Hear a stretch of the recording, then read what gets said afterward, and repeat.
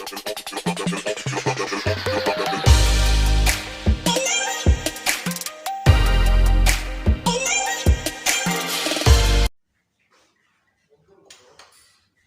selamat datang di Jalan Wika. Bertemu lagi dengan saya Hizam Alif Aditya. Dan hari ini saya tidak sendiri. Saya bersama dengan Mas Angra. Hari ini kita akan membahas hal mengenai spirit dan konjurasi. Oke, Ya. pertama-tama nih Mas Angra nih. Mungkin bagi para penonton atau yang lagi lihat video ini tuh penasaran apa sih spirit itu? Mungkin Mas Angra bisa menjelaskan?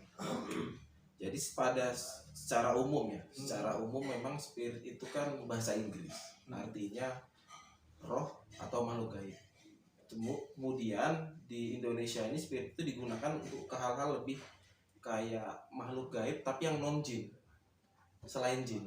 Padahal jin sendiri itu termasuk salah satu jenis spirit. Jadi itu sebutan secara umum untuk segala macam makhluk gaib. Seperti itu, secara istilah. Tapi kalau ada juga secara keilmuannya itu seperti ini. Jadi makhluk gaib itu kan ada yang dari api, itu disebut jin. Nah, spirit itu digunakan untuk menyebut makhluk-makhluk gaib yang terbuat dari air, dari tanah, dari angin. Gitu. Oke, nah ini begini Mas. Kalau misalnya kan spirit ini ada luas atau berbagai macam spirit nih. Ya. Dan juga ada berbagai kebudayaan yang membawa spirit-spirit tersendiri. Betul. Nah, itu sebenarnya apakah di Indonesia pun ada spirit-spirit yang ada di luar? Misalnya nih, ada spirit dolahan yang kepalanya nggak ada tuh. Ya, naik kuda itu. Ya. Nah, itu sebenarnya apakah ada di Indonesia atau yang ada di Indonesia ya kayak kuntilanak, tuyul, genderuwo, hanya itu saja? Ya, sebenarnya di seluruh dunia ada jenis-jenis spirit, tidak semua, tapi sebagian besar yang sama. Contoh, di Indonesia tuh dikenal ada namanya kuda sembrani. Kuda yang narik keretanya Kanjeng Ratu Kidul itu kan kuda sembrani. Nah, di luar negeri disebut Pegasus. Nah, contohnya seperti itu. Kalau di luar negeri ada contoh naga kan banyak, ada Western Dragon, ada Wyvern, ya, ada. Nah, di Indonesia tuh ada istilahnya naga keraton. Jadi naga keraton itu naga yang tidak ada kakinya tapi pakai mahkota. Nah, di Cina ada liong, ada kakinya 4 tapi tidak bersayap. Wyvern ada sayapnya 2, kakinya cuma 2. Western sayapnya 2, kakinya 4. Banyak jenis naga. Banyak. Nah, tapi di seluruh dunia memang ada. Jadi sebenarnya makhluk gaib itu kenapa ada di seluruh dunia tapi kok tidak booming di Indonesia? Misalnya itu yang booming kok malah kuntilanak, pocongan ya. Karena pada dasarnya yang sering nampak itu apa yang alamnya dekat sama kita. Jadi alam gaib itu berlapis-lapis. Nah, yang paling dekat dengan alam manusia kebetulan di Indonesia itu ya kuntilanak, genderuwo dan sebagainya macamnya itu. Ya sama, kuntilanak juga di luar disebut white lady, ya kan? Red lady ya kuntilanak merah, di luar juga disebutnya kayak gitu. Berarti ibarat kata nih kalau di dunia spirit ini berlapis-lapis, berdimensi gitu. Iya, kalau di alam gaib semuanya berlapis-lapis berdimensi. Seperti itu. Ya, setiap spirit atau dimensi spirit ini itu kan banyak nih, kayak Mas Angra juga kan ada klasifikasi rank. Oh iya. Itu sebenarnya maksudnya seperti apa sih klasifikasi rank? Klasifikasi rank atau kelas-kelas yang ada di sebagian besar lapak-lapak spirit lah, dalam artinya gitu ya. Itu sebenarnya standarisasi aja sih, standarisasi yang dibikin oleh si penyedia jasa aja, atau dalam kasus ini si conjurernya. Itulah kenapa rank itu kan sebenarnya hitungannya dia tidak baku.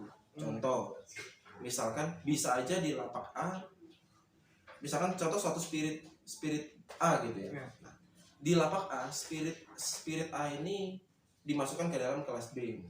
Tapi di lapak si B, spirit yang di kelas B di A ini dia dimasukkan ke dalam kelas C. Nah, itu jadi kayak meskipun bagi satu praktisi terkuat itu segini loh, bagi satu praktisi. Tapi bagi praktisi lainnya misalkan terkuat itu segini loh. Ada yang bilang terkuat itu segini loh, tergantung praktisinya. Tergantung kembali lagi kepada sang. Jadi misalkan ada pembuatan rank seperti B, A, S, SS apa segala macam dan seterusnya lah. Misalkan orang mau bikin sampai S-nya 10 juga.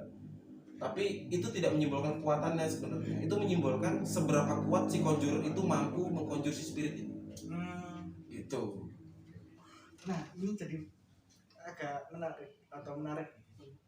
Itu tadi kan disebut conjurer. Itu sebenarnya apa sih conjurer itu, atau mungkin ada istilah-istilah lain gitu di dalam? Ya kan kalau menurut bahasa conjurer itu kan artinya orang yang bisa mengkonjur atau mengadakan gitu. Jadi dia bisa atau memanggil atau membuka portal apa segala yang mengadakan suatu jenis energi atau spirit atau apapun lah itu yang base-nya energi. Itu disebut conjurer. Cuma dia turunan dari rootnya shamanism. Ya, dari rootnya shamanic. Jadi gini, kalau di Indonesia itu kan memang karena kita keterbatasan kosakata mungkin. Jadi apapun praktisi sebutannya itu. Padahal beda-beda. Contoh, praktisi supernatural yang kebanyakan menggunakan mantra itu sebutannya spellcaster. Yang pakai hewan, makhluk-makhluk ciptaan Tuhan yang lain, itu kalau hewan biasa kan lebih dekat ke shamanism. Kalau yang spirit, conjurer. Ya. Berarti kita di Indonesia ini terlalu mengklasifikasikan suatu bidang ini cuma satu sebagai dukun. Iya, kita ini kayak kekurangan kosakata sih sebenarnya sih. Padahal banyak loh jenisnya. Ada orang-orang yang dia bisa membuat ini, misalkan di botol nih. Botol ini kan botol biasa. Dibaca-bacain, dipegang sebentar, tiba-tiba jadi botol sakti misalkan. Nah, itu sebutannya kalau di luar negeri itu enchanter. Jadi enchanter. Nah, tapi ada juga kan orang yang di luar dari apapun agamanya, apapun alirannya, kan ada orang yang dia tiap mau ngapa-ngapain itu baca-baca mantra dulu, bla bla bla bla bla apa. Nah, itu caster. Jadi ketika sebagian besar ilmunya itu berdasarkan mantra, itu caster. Spellcaster panjangannya. Tapi kita biasanya nyebutnya caster. Oke. Baik, kita ke ranah selanjutnya, yaitu tentang konjurasi. Oke. Menurut Mas Anggra, apa sih konjurasi? Konjurasi itu secara umum dia memanggil sesuatu untuk ada di sekitar kita. Cuma kemudian dikembangkan, misalkan dalam kasus ini konjurasi spirit gitu ya. Nah, itu biasa dia diletakkan di sebuah wadah atau media. Nah, medianya ini bisa banyak. Bisa di batu, media fisik ya. Ada juga orang-orang yang ditaruh di nadinya, di tubuhnya, itu banyak macam. Oh, bisa ditaruh di tubuh kan? Bisa. Nah, contoh-contohnya kayak gini ya. Ya, ini contoh-contoh media fisik. Ini bisa pakai batu. Ini seperti ini, bisa pakai batu. Kita rekomendasikannya cuma tiga benda fisik yang bisa kuat menampung energi gede ya. Salah satunya batu, ada logam. Kalau mau pakai logam ini bisa ada ditaruh di logam seperti ini, pentagram gini bisa. Bentuknya nggak mesti pentagram, bisa di cincin, di gelang juga bisa, yang penting logam. Kemudian kayu. Nah, kalau ini kayunya sudah ditaruh dalam toples gini, sudah beserta peralatan-peralatan tambahannya seperti ini nanti looknya. Tapi bentuk packaging itu terserah teman-teman sih. Yang jelas di kayu bisa, tapi kalau kayu itu tidak semua kayu. Itulah kenapa kebanyakan kalau orang-orang konjurasi ya lebih aman itu memang ditaruh di batu. Nah, karena daya tampung energinya dia lebih besar. Sedangkan kalau mau ditaruh di kayu, cuma kayu-kayu tertentu yang cukup kuat untuk menampung energi seperti itu. Salah satunya misalkan kayu gaharu, kayu stigi, kayu-kayu yang terkenal lah ya. Nah, itu cendana itu dia bisa. Tapi kan kebanyakan kalau susah nyari kayu, lebih gampang nyari batu akik. Nah, ya udah batu akik aja, itu udah bagus. Nah, tapi gini Mas, bukankah yang kita tahu kan bahwa semua barang atau semua hal itu memiliki energi Ya. dan daya tampung. Kenapa kok nggak bisa di plastik? Karena plastik juga punya energi, tapi daya tampung energinya sangat jelek. Jadi apa ya? Ibaratkan kita mau memasukkan air 1 ember ke dalam botol sekecil ini, nggak cukup. Nah, ya, seperti itu aja secara teorinya kalau diibaratkan kayak gitu. Tapi kalau dia jenis-jenis batu, fosil, beberapa juga ada yang bisa pakai tulang, taring apa. Bendanya memang kecil, tapi daya tampungnya gede. Nah, itu semakin bagus daya tampungnya suatu benda, semakin bagus dia dijadikan vessel. Daya tampung energi ya. Daya tampung energi. Ya. Dan kalau yang di badan ini Mas, kan bukankah nanti ada side effect gitu atau efek samping dari kayak mungkin di nadi atau di cakra atau di darah, itu mengganggu sirkulasi energi kita atau bagaimana? Tergantung conjurernya. Kalau conjurernya pas proses enggak terlepas dari apapun metodenya ya. Karena semua metode sebenarnya bagus-bagus saja selama yang melakukan ini benar gitu. Bener. Jadi tergantung conjurernya. Kalau dia asal tempel aja tanpa energi si spirit diselaraskan dulu dengan energi tubuh si pemiliknya ini, itu kan harus kayak gitu. Jadi prosesnya kalau di tubuh itu memang dia lebih agak rumit karena energi spirit diselaraskan dulu supaya tidak berbenturan dengan energi tubuh si pemilik. Karena kadang-kadang pemilik ini dia sudah punya ilmu-ilmu gaib. Kadang-kadang ya memang ada pemilik yang memang awam sama sekali, tapi kadang-kadang kan ada pemilik yang memang dia sudah sakti sebelumnya tapi pengen punya tambahan nih gitu. Jadi memang harus tapi metodenya sama aja kok. Antara di darah, di nadi, di cakra, di aura, di tempel itu sama aja, sama-sama perlu untuk menyelaraskan energi spirit ke tubuh si pemiliknya. Sebenarnya di batu juga gitu, cuma di batu tidak perlu diselaraskan sampai detail sama seperti ditempel di tubuh Di badannya. Nah, kalau masalah efek negatif tergantung ke conjurernya. Kalau ngisinya sembarangan, apalagi makhluknya dipaksa dimasukin, ya suatu saat dia nanti keluar akan melawan. Kalau dipaksa, itulah kenapa kan banyak juga metode-metode dalam konjurasi. Mulai yang ada yang pemaksaan, ada yang tidak pemaksaan. Nah, kalau di metode kita kan memang rata-rata tidak pakai pemaksaan. Karena kalau pemaksaan itu, waduh, terlalu apa ya? Bahaya atau Terlalu bahaya dan terlalu jelek juga. Ya secara logika kalau dipikir gini, itu makhluk yang sudah kamu kalahkan, ngapain kamu piara? Tandanya kan makhluk lemah itu. ya. Nah, secara logika, kenapa makhluk babak belur istilahnya? Ada orang kita pukulin sampai babak belur, terus disuruh perang jadi tentara, kan jelek, lemah. Jadi kurang berlogika lah orang-orang yang kayak gitu, Mbak. Seperti itu. Jadi kalau yang baik malah sebenarnya berdasarkan keikhlasan dari si spirit gitu. Betul, karena spirit juga tidak dipungkiri kan mereka itu makannya sumber energinya ada banyak macam ya. Salah satunya energi karma baik dan energi karma buruk. Beberapa spirit-spirit yang alirannya hitam atau dark itu dia makannya energi karma buruk. Semakin dia melakukan hal yang menyakiti orang lain, meskipun itu membalas, tapi kan tetap menyakiti orang lain, dia semakin kuat. Nah, ada juga yang dia makannya karma-karma baik, energi-energi baik. Semakin dia disuruh untuk berbuat, membantuin orang atau apa, dia semakin kuat. Itulah kenapa kita butuh spirit untuk melakukan apa yang kita tidak bisa lakukan, misalnya gitu ya, dalam hal-hal tertentu. Nah, tapi spirit juga butuh kita. Jadi kita itu seperti media bagi mereka. Kita itu seperti media untuk mereka bisa mengakses energi-energi karma itu tadi. Meskipun mereka tidak berjasad fisik, tapi mereka tetap bisa dapat karma-karma seperti itu. Modelnya jadi kayak simbiosis mutualisme ya. Kita Betul, iya. Jadi makannya itu bukan dupa atau minyak yang kita kasih. Dupa atau minyak sendiri kan yang mereka ambil itu gelombang energinya. Karena semua yang punya warna, semua yang punya bau, semua yang punya suara itu punya gelombang energi dan itu bisa dikonsumsi sama makhluk lain. Gitu. Nah, jadi sebenarnya kita ngolesin minyak ke vessel atau apa itu kan memang lebih cenderung untuk ya ucapan terima kasih aja lah. Sebenarnya ucapan terima kasih bukan makanannya bukan dari situ. Ada spirit yang makanannya cahaya matahari, ada spirit yang makanannya cahaya bulan, ada spirit yang makanannya angin, ada yang spirit makanannya energi dari daun bambu, energi dari bunga-bunga tertentu ada. Itu mereka bisa cari sendiri.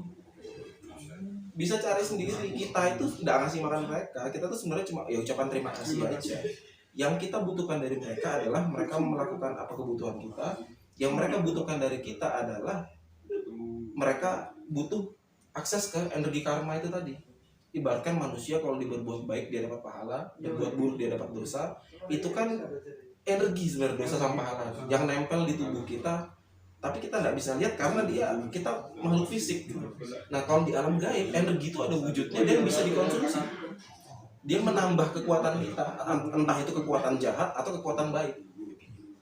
Ini pengetahuan baru nih. Karena kan sering beberapa temen atau beberapa praktisi itu harus kalau misalnya kamu dikontur spirit B gitu, kamu harus beri dia dupa yang melatih, nggak boleh selain melatih. Itu sebenarnya untuk anu aja sih, itu sebenarnya bagus juga itu. Karena misalkan contoh spirit pengasihan, spirit pengasihan dengan energi bunga melati, energi minyak melati, energi dupa melati atau bunga-bunga lainnya lah ya, itu kebanyakan memang mirip energinya. Jadi memang kalau spirit pengasihan dikasih bunga melati, 1000 bunga atau apapun itu memang bagus. Dia bisa seperti membooster sedikit gitu, karena energinya sudah sejenis. Iya. Itu dan juga sering sih saya ketemu mungkin klien atau orang-orang yang nge-keep spirit itu sering kayak mereka malah mengatakan bahwa spirit itu konsepnya bukan kayak tadi kan berbasis spiritualisme, tapi sering mereka melihat ya kayak budak dan tuan. Iya. Itu yang ada itu yang turun temurun, memang seperti itu konsep turun temurun. Konsep turun temurun tuh gini, bangsa kita itu kan bangsa penutur, bukan bangsa penulis. Itulah kenapa sangat sedikit literasi orang Indonesia. Jadi orang Indonesia kalau ketemu makhluk gaib dari zaman dulu sampai zaman sekarang, mereka tidak pernah membukukan, tidak pernah teliti selayaknya meneliti makhluk gitu. Selalu disakralkan, selalu dianggap wah ini harus perlakuan khusus. Sebenarnya enggak gitu. Jadi karena kita bangsa penutur, yang dituturkan sama orang tua kita dari dulu sampai sekarang adalah gunanya itu hanya itu, jadi pembantu. Makanya ada sebutan kodam. Kodam itu kan artinya pembantu, sama seperti rewang atau perewangan. Bahkan sampai hari ini orang Jawa kan ada yang nyebut pembantunya rewang. Cuma perewangan digunakan juga untuk sebutan spirit karena mereka menganggap bahwa wah ini makhluk yang untuk membantu kita. Sebenarnya tidak mutualisme, tapi memang metode-metode dulu itu adalah mungkin karena dulu tuh bangsa kita ini eranya pendekar-pendekar, jadi simbol penaklukan itu menjadi simbol hebat. Jadi misalkan aku bisa menaklukkan si A nih, aku taklukkan, aku masukin ke dalam batu, atau ada mustika A gitu, ditaklukkan, dikalahkan, kemudian dikuasai. Itu kayak simbol kehebatan gitu. Tapi sebenarnya ya malah tidak bagus kan, istilahnya ngapain memelihara barang yang sudah kalah. Justru ketika dikalahkan ikut kita, begitu kita tugaskan, dia kondisinya lagi tidak prima. Gitu. Cara Kristal Langra dalam memandang spirit itu seperti makhluk hidup lainnya, dia punya psikologis, dia punya sosiologis juga, dia punya kampung, dia punya kehidupan bermasyarakat, dia punya psikologis. Itulah kenapa kadang-kadang kita ngasih minyak itu tidak sesuai yang kita tulis di web. Ada minyak khusus yang memang kita bikin, kita racik sendiri untuk pertama kali memaharkannya. Supaya apa? Supaya si spirit ini lebih mudah beradaptasi, lebih mudah beradaptasi di lingkungan baru. Apalagi kalau misalkan misalkan aku kirim ke rumahmu gitu ya, kan rumahmu ini lingkungannya sudah baru, sudah lain, mungkin ada makhluk lain di sekitar, mungkin ada apa, jadi tingkat stresnya itu sebenarnya tinggi. Makanya harus di treatment khusus sebenarnya, sama kita mentreatment makhluk lain. Bisa stres ya? Bisa loh, itu makhluk hidup itu kan. Makhluk hidup bisa berpikir, punya kesadaran. Semua yang punya kesadaran ya bisa stres gitu. Seperti itu, kita memandangnya dari sudut pandang seperti itu. Dan paling minim resiko juga kalau kayak gitu. Yang jelas spirit ini nyampe ke tempat kipernya dalam kondisi prima, efektif, mau langsung digunakan bisa, karena tidak kita pukulin ya. Jadi dia tidak perlu waktu untuk healing dulu atau apa, udah aman. Resiko kan nanti kalau habis mungkin nggak dipukulin atau dikalahkan, ketika dia udah kondisi prima lagi kan juga dia bakal menyerang kipernya. Itulah kenapa metode itu sangat jelek, karena ya nanti pas dia sudah kuat, dia nyerang kipernya, nyerang keluarga kipernya, bahaya. Malah image-nya Conjurer jadi jelek. Gara-gara segelintir Conjurer yang masih pakai cara-cara lama. Nah, gimana sih cara untuk merasakan apakah vessel atau barang yang tadi diisikan dengan spirit itu bisa dirasakan? Nah, sebenarnya ini untuk teman-teman yang mungkin mempraktekkan di rumah bisa ngecek di website kita, itu ada sudah ditulis tips and trick cara merasakan energi, itu di kristalangra.com itu ada. Tapi kalau mau diprakteknya sebenarnya gini aja caranya, misalkan ini korek api ini sama vessel ini, tangan kita tuh kita fokus ke telapak tangan kita, terus kita merasakan dirasakan kan dipegang gini. Ya, ini ditaruh aja, terus tangan kita nanti di atasnya gitu ngambang gitu. Kita agak dikasih jarak biar nggak nyambung. Jadi di sini energinya rasanya apa? Nah begitu rasakan udara yang ada di atasnya vessel atau di atasnya benda itu. Coba kamu merasakan, kira-kira fokus ke telapak tangannya, agak tinggi gini juga bisa rasa perbedaan udara, kepadatan udara yang ada di atasnya korek api dan di atasnya vessel ini.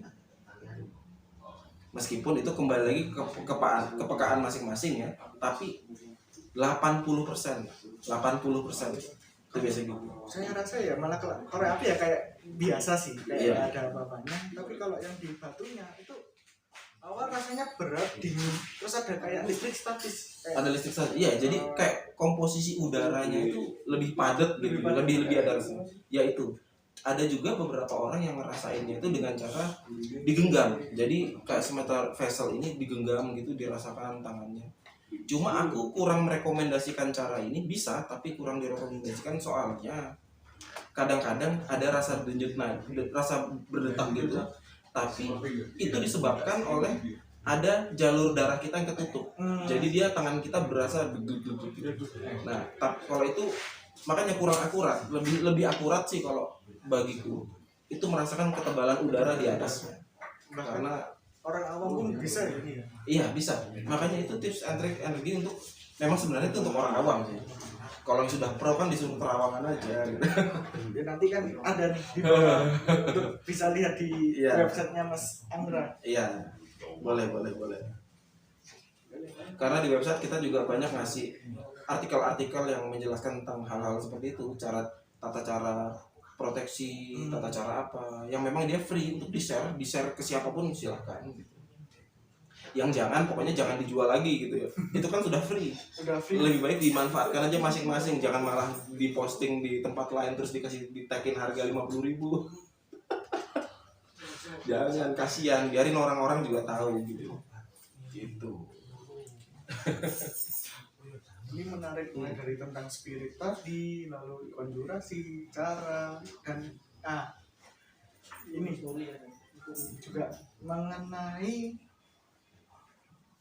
spirit yang sudah ada atau mungkin spirit yang turunan. Itu sebenarnya ada nggak sih? Ada.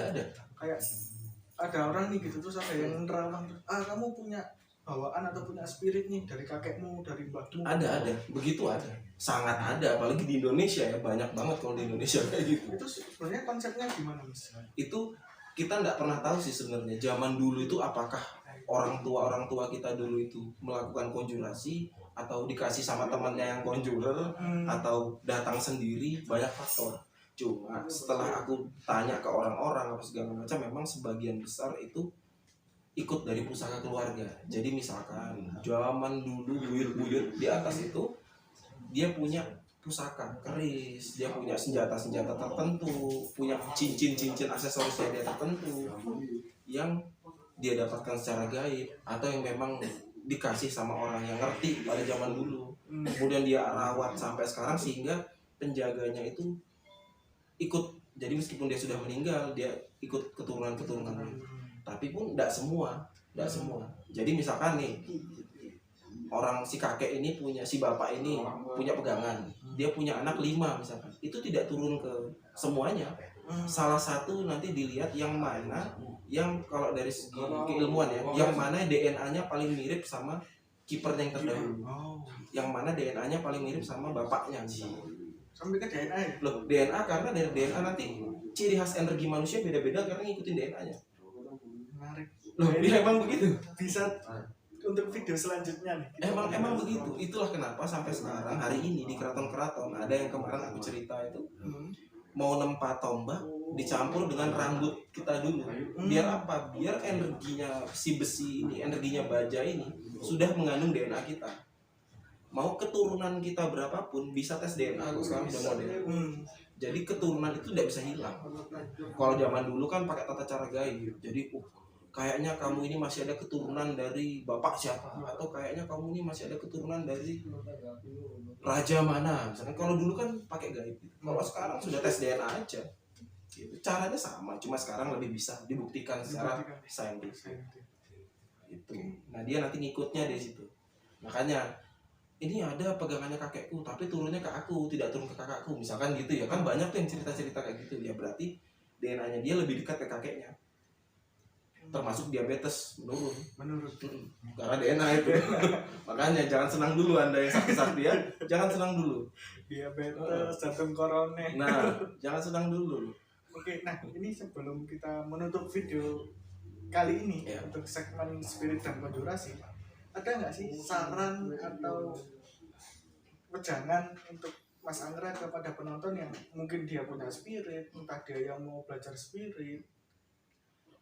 Saranku cuma satu sih, harus berlogika. Harus berlogika, karena contohnya seperti tadi.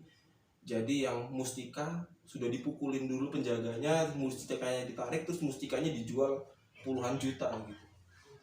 Ya ngapain? Itu kan barang sudah kalah, ngapain dihargai puluhan juta? Gitu loh. Mending kuntilanak sebelah rumah masih sehat daripada yang mustika-mustikaannya. Pakai logika juga gitu. Jangan setiap ada apa-apa tuh dikaitkan dengan hal gaib gitu. Enggak juga, jangan sepede itu lah.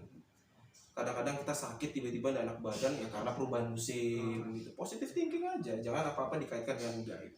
Kayak gitu. Biar tetap sehat dan tidak gampang ditipu orang. Karena di ranah gaib itu, waduh, Dunia tipu-tipunya mengerikan sekali itu. Makanya harus hati-hati itu sih. Sebelumnya memang harus punya basic dulu. Makanya kita usahakan, kayak aku juga di Kristal Angra banyak bikin konten-konten tentang edukasi itu karena ya itu. Gitu loh. Biar tidak ditipu-tipu. Ya gitulah. Oke, sekian untuk video kali ini. Kalau Ya. misalnya masih penasaran tentang websitenya Mas Angra, Instagram, atau mungkin video YouTube-nya, itu bisa ada di bawah di kolom deskripsi. Ya, terima kasih. Saya Izam Alif Aditya. Ya, saya Angra dari kristalangra.com. Kami pamit undur diri.